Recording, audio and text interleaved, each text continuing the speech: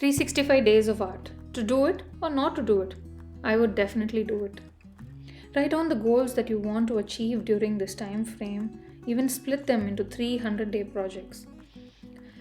Decide for yourself as to who will be your accountability partner. Are you going to do it as a very personal challenge, or will you be posting on social media?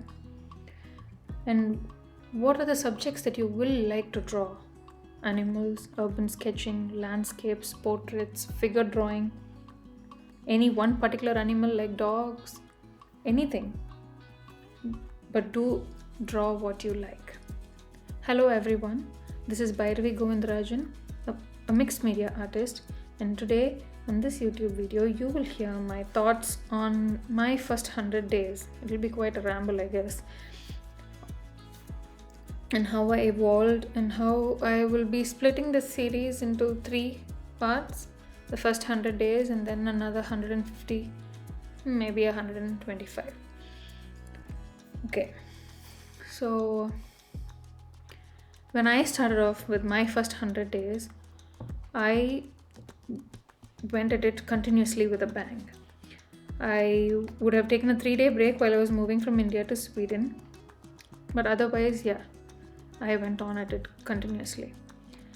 So I didn't want to post during the weekends, but yeah, my brain won't let me do that, so I went at it continuously. I'm not sure, but when I realized that it was getting a little difficult, but after I shifted to a new country, it was difficult to adjust to a new environment, people, climate, and food, etc. So that did not stop me from creating art on a Saturday and Sunday, but I wanted the weekends free so that I had time to go and explore new places and have different experiences with my family. So I decided to keep it that way. Okay, so when it came to social media, prior to 365-day challenge, I was bothered about the fact that my post didn't have a reach or etc., the algorithm things. So it took me a while to convince myself and not worry about it. So that being said, I just did not bother about my posts having any reach. But at the 100-day mark, I kind of had a little, it started to pinch me that it's still not doing all that well. But yeah, let me not digress. I will focus to my first 100 days.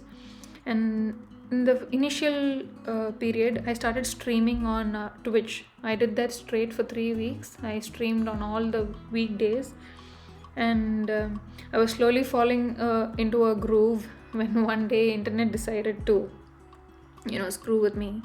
And then I tried streaming on Instagram, and Instagram decided to toy with me as well.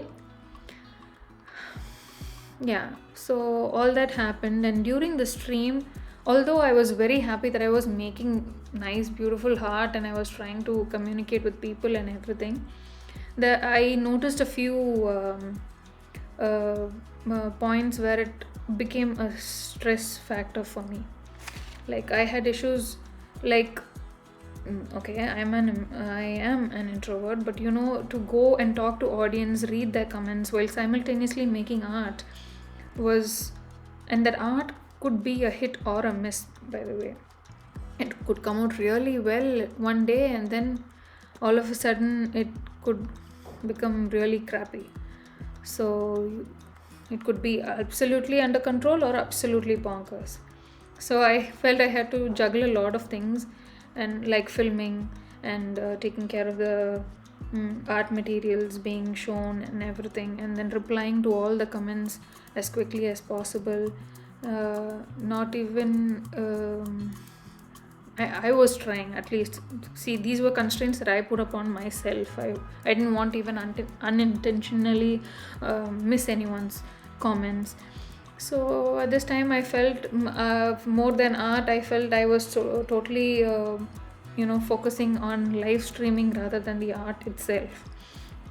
So, and this was also a time where we were slowly packing stuff to move, and it was like I was my art table was constantly moving from one place to another I do like rearranging, by the way, but I had a lot of space there. But after coming to Sweden, even so, all this, okay, I don't know, I kind of lost my train of thought there. So, yeah, so finally, yeah, I decided I'll put a hold to streaming, but I'll just focus on my drawing for now, and then we'll get back to streaming a little later.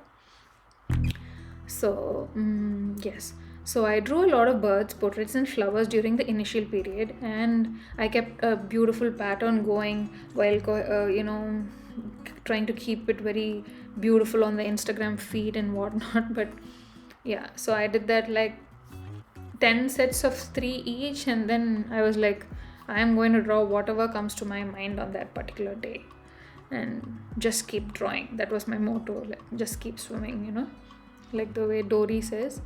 So just keep drawing. So I also did some packaging, the drawing of the packaging after I came to Sweden here. So, and one particular day it was Maggie, and I still remember how much of emotion went into making that Maggie, that drawing of that Maggie cover. And it so happened that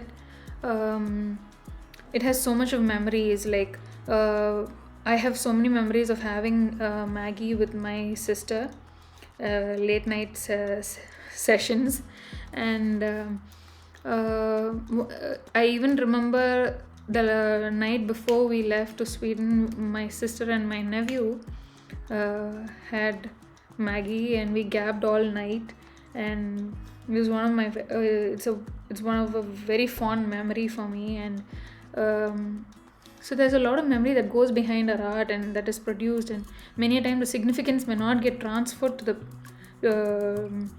the people when you post on social media. Like if it clicks, it clicks, and I may not have articulated the memory as well on the caption or something like that. So even telling all this out vocally here has been quite a difficult exercise for me. It is difficult, different both ways. So yeah, so I really hope to connect to people who actually feel what I feel, and I hope you guys come back here to watch more. And in this juncture, if you are still here, please like and subscribe for more such art content. So what inspired this particular spread? So I had a huge bunch of birds, and I love my birds, and I love animals. Birds and ocean variants have ocean animals have a lot of, I don't know, I love them a lot. So these birds, so I thought I'll keep it I'll draw a tribute to the birds that I drew during the first 100 days. And I am so happy with the way this spread was turning out, and I used a beautiful acrylic gouache for the base, and varied the greens a little. I used 2 brands, Holbein, and one golden green that I have. You see the red bright bird, that's the Andean cock on the right, and there are almost 2 birds, yeah. So the other brown bird in the center. So these 2 birds are taken from Supreet Sahu's collection. Like you could check out many of my 100 days of sketching art from the first 2 sketchbook tours that I have put up on the channel. I will link them up in the cards, and you can see the toucan and the swallow below, and to the right you can see the blue crow. It's one of my favorites. I drew that on Instagram, on one Instagram live actually, and it's still there in my account. If you actually have time and scroll down, you can see the drawing. And the 2 owls on top, it's very symbolic for me about how I keep lovingly pecking at my husband. And yeah, so I did that drawing actually with glass dip pen, and I had imported it onto Procreate and colored it there. The fruit dove that is below the owls is also another Twitch stream. So these are some of the birds that I really enjoyed drawing, and I thoroughly enjoyed it. I also added 2 flowers which I really loved from the art that I made during that period, and one is the bird of paradise flower, which is my favorite, and the other pink flower, I'm sorry, I don't know the name, but I saw it on Pexels and I had drawn it from Pexels, so that was also another flower that I really liked. I included that also into this spread. This is the first time I actually went this big to make a spread of so many birds, and I was very happy with the way it turned out.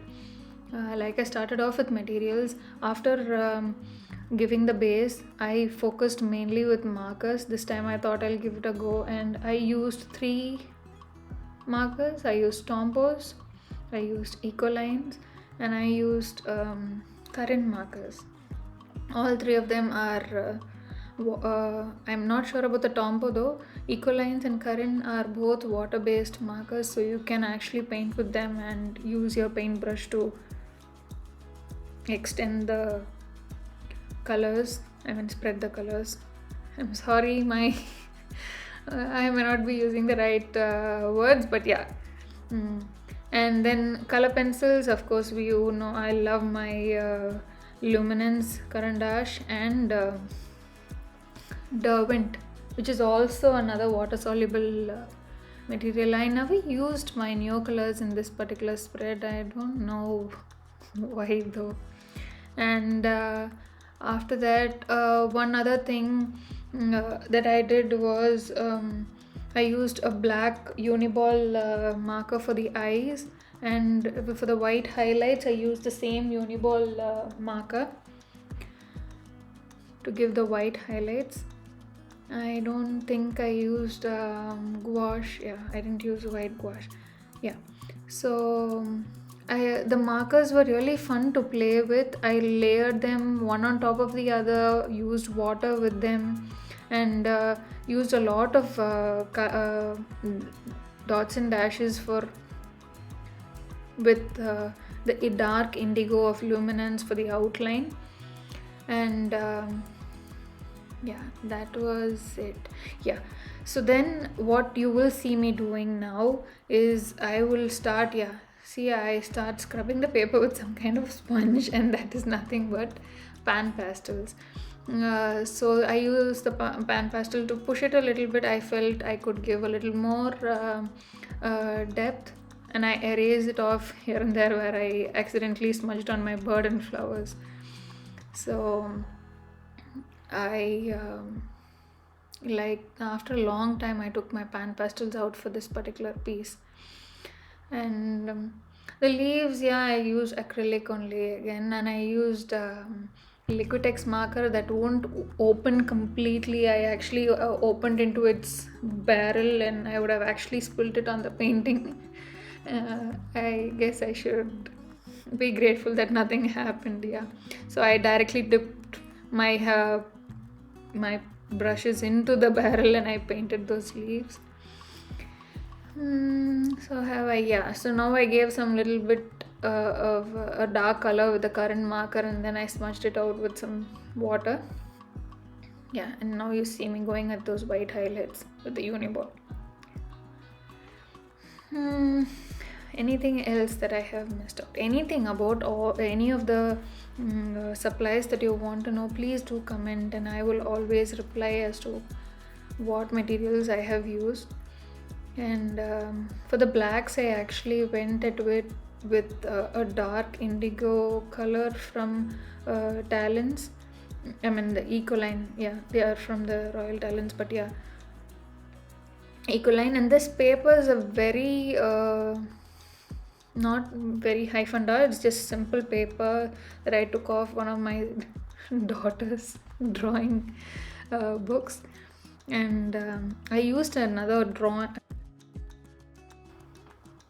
I used a Derwent drawing here, Chinese white pencil, which is really bright for the white color pencils. So I really like that particular pencil.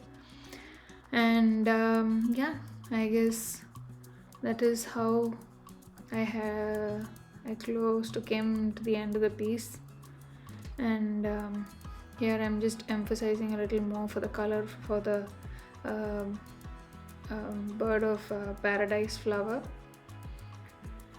And yeah, that was it. Maybe I'll let you watch the rest of the video with just some music. I'm close to the end actually, and then you'll see the beautiful spread. I'll show you some close-ups of the spread as well. If you really like this video, please like and subscribe. It would help an artist. And thank you so much for being here and watching this. I hope you start your 100 days or 365 days of sketching. I forgot. I'm so sorry. I did 200 days of sketching prior to that from Kesh's 100 days of sketching. And they were mostly, the first 100 days was fully digital, and the second 100 days was when I started off with some traditional media and how I branched off into traditional media actually.